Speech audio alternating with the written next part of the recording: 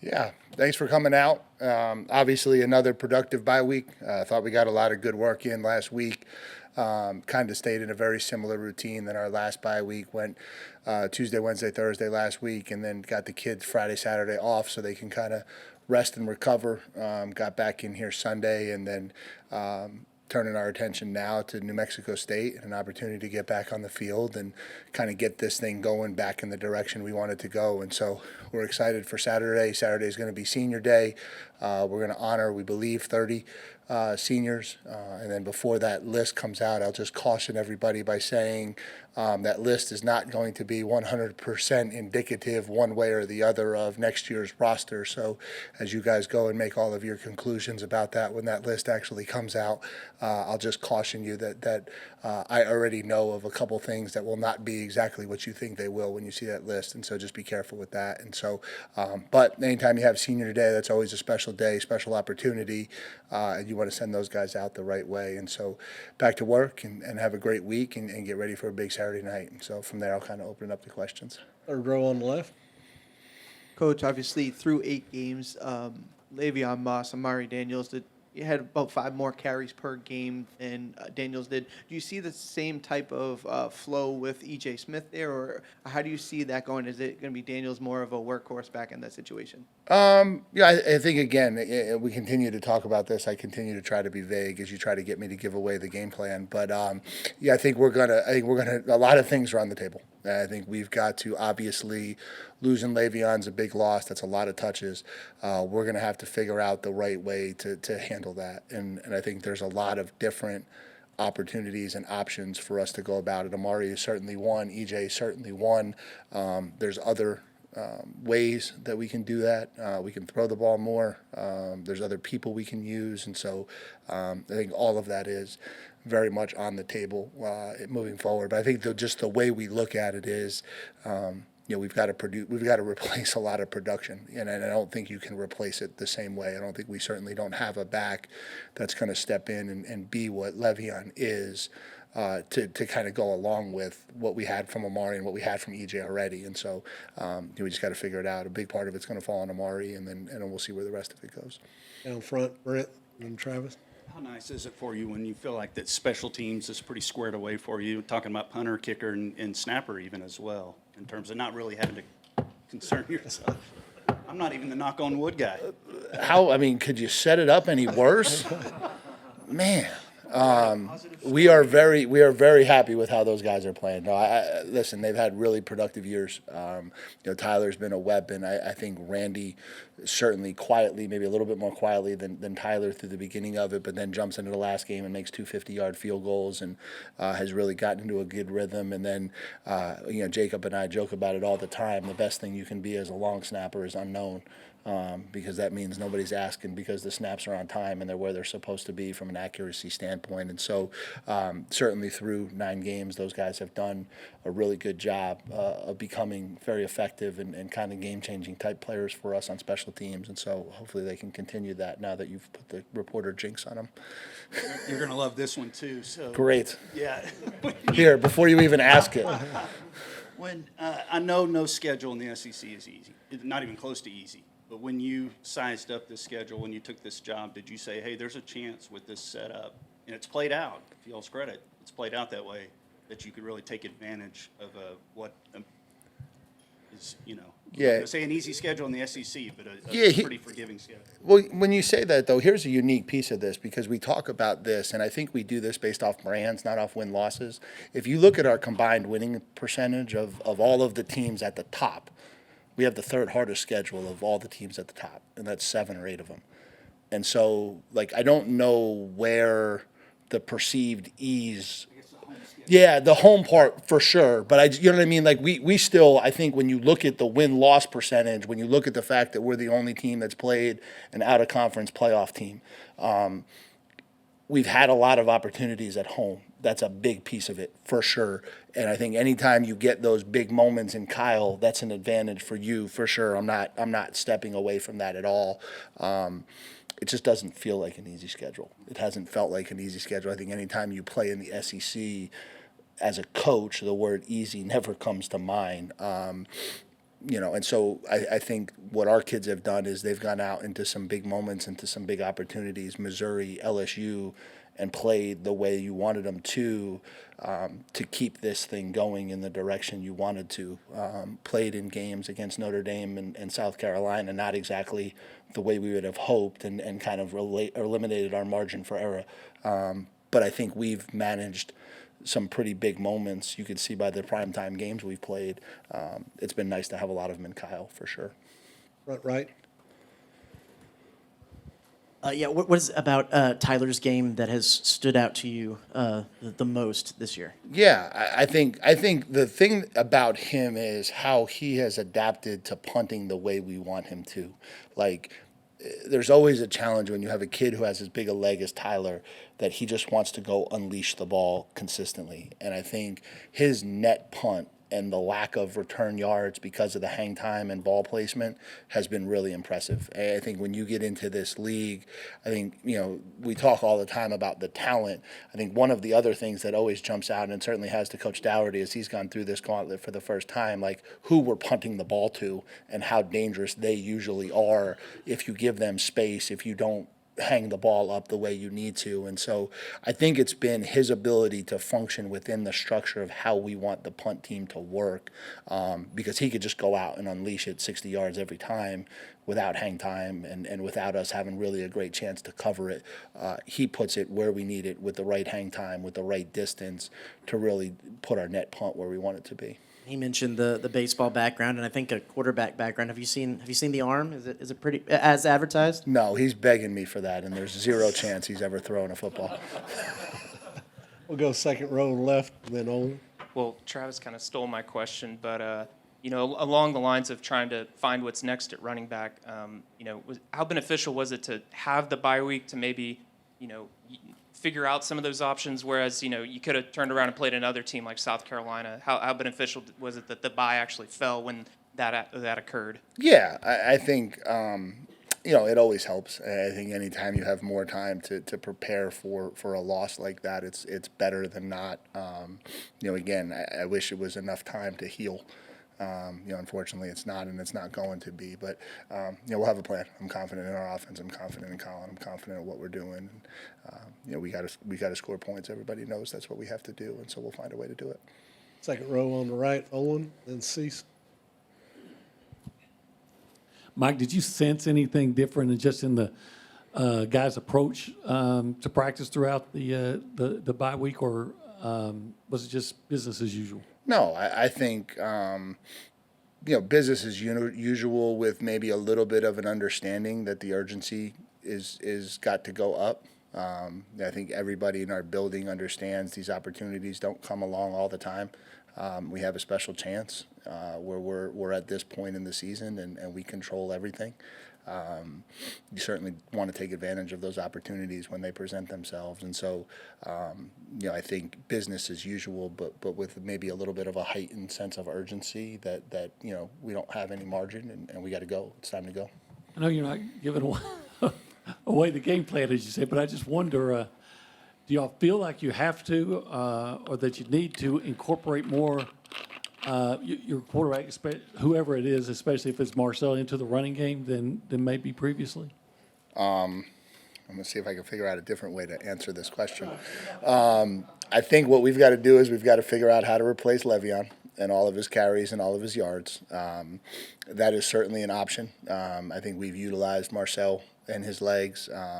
Even when Connor plays, I think we utilize his legs to some degree as well. I think you look and you try to figure out, okay, here's what we have now.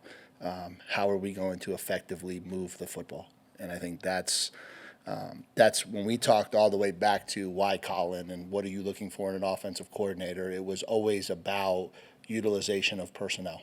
Like take our weapons, take who we have, and figure out the best plan to utilize them to be effective and score points and help us win football games. And we lost a big weapon, but the goal is still the goal, right? And so that nobody cares. And so now we've got to go back to the drawing board and we've got to figure out a different way to move the ball and score points, and we'll do that. Front left, Cease. Mike, since it is Veterans Day, I was wondering if your time at the Merchant Marine that one year when you you have a greater appreciation for the military after you went there that year?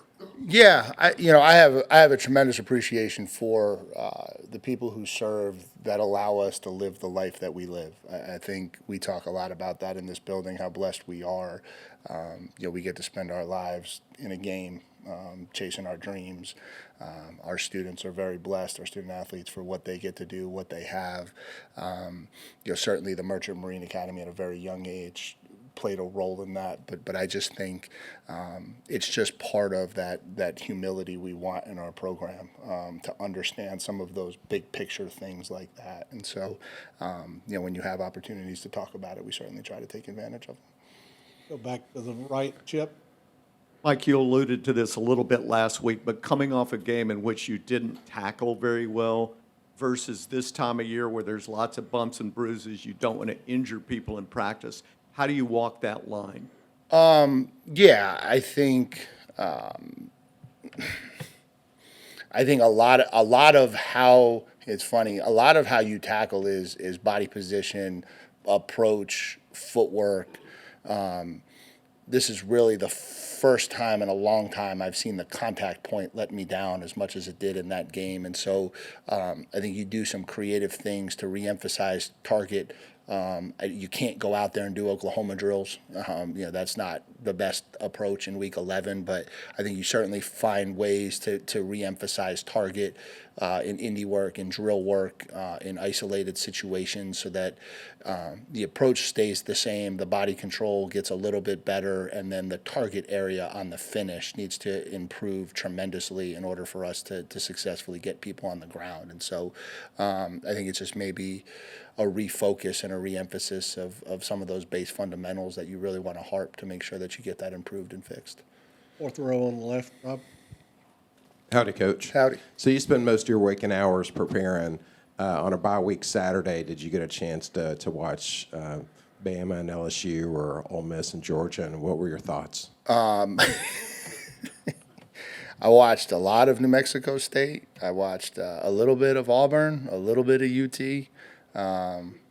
And I left the office at about 6 o'clock and had some games on in the background while I was here, and had some things on in the background when I was home. But you don't have time to have thoughts on any of that stuff, really. I'm not trying to be anything. You just don't.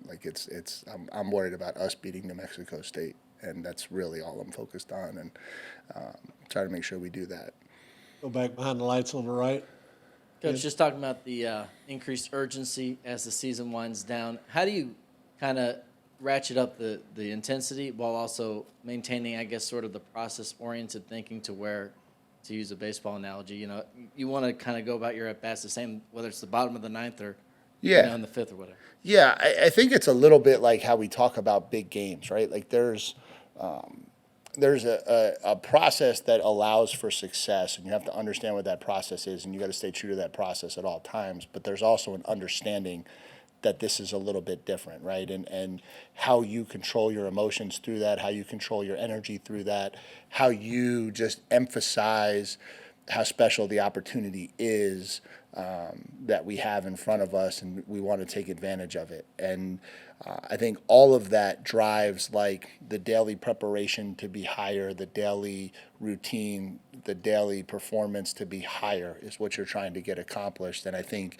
if the kids can understand, okay, I've got to elevate within this process and push it to the limit within this process, I think that's what you're looking for. I think that's what, you mentioned baseball, bottom of the ninth, game-winning at bat, that at bat feels different.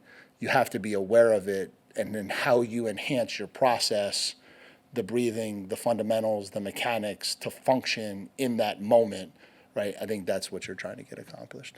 Stay back behind the lights, Tyler.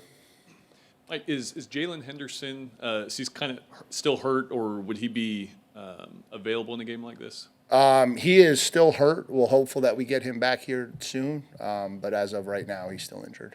And then New Mexico State, just from what you've been watching, kind of what do they do well? What kind of potential problems could they present on Saturday? Yeah, offensively, they've got quite a few talented skill kids. They got two running backs who are really talented. Seth McGowan's a Texas kid who signed at Oklahoma out of high school and has wound up at New Mexico State. He's a really, really talented back.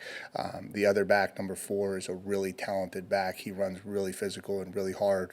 They've been over 200 yards the last half of the season, it feels like.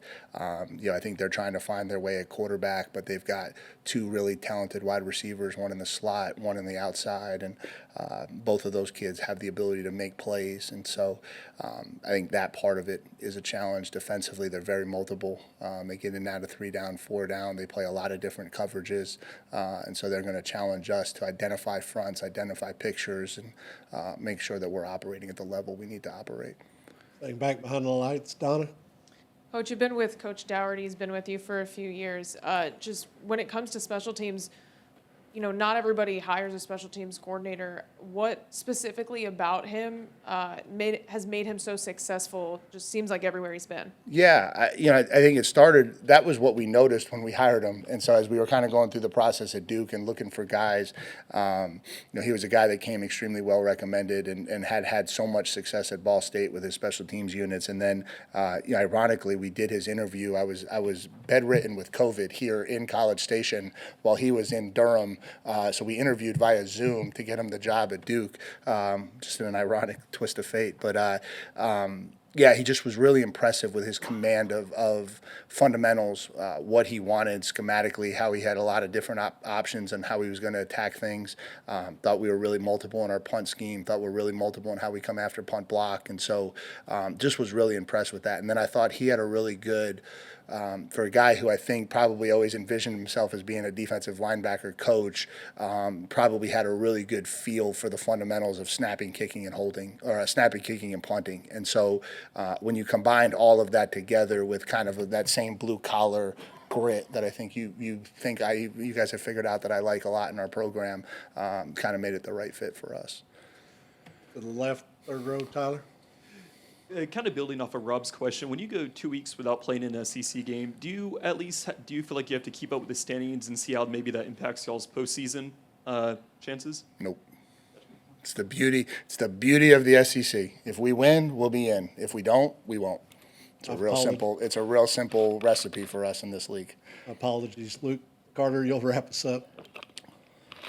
Mike, what's contributed to Randy Bond's improvement this year, and has he maybe changed the analytics of when he's so reliable, what weapon can that be for you guys? Yeah, I think, he's always had the leg strength. I think he's gotten a little bit more consistency with his timing and his rhythm and his approach, which I think has helped the accuracy and to some degree the snap to kick timing. And so I think last year, like when we evaluated last year, it was, okay, we've got this kid with a really big leg. He's got a little bit of accuracy, and then it just seems like the snap to kick timing is inconsistent, and we've had some blocked in some big moments because the operation hasn't been what you wanted it to be. And so we were confident that with some tweaks it would get to a really high level, and to his credit, it has, and aside from, 2 kicks late in the Florida game, he's been spot on and money for us all year, and so it's been great to see. And then as far as it changes the analytics, when you have confidence in him, you talk about all those book decisions, the us sending him out for the 52-yarder was completely against the book, but you have confidence that, okay, whatever percentage they think this is, we think it's a little bit higher because of the confidence that we have in him. And so you feel good trotting him out in those opportunities to make those kicks. And senior day, just how special is it to see some guys that you recruited back when you were the defensive coordinator here, be honored on that senior day? Yeah, senior day is so unique nowadays because it's there's such a wide variety, but there's going to be kids who are walk-ons who spent 4 years in this program that were a kid like Blake Boast, who was the scout team quarterback for me as a defensive coordinator, the kid like that, all the way to Shamar Turner, who played as a true freshman and is now finishing his career, and so there's so many stories in each one of those kids. And so it's a cool day, it's a cool opportunity. We'll bring those guys out with their families to midfield, and I just think it's we want to make that a really special day for our program, which usually means we got to win in order for us to remember it the right way. All right, Coach, thanks for your time. Yep, thanks, guys.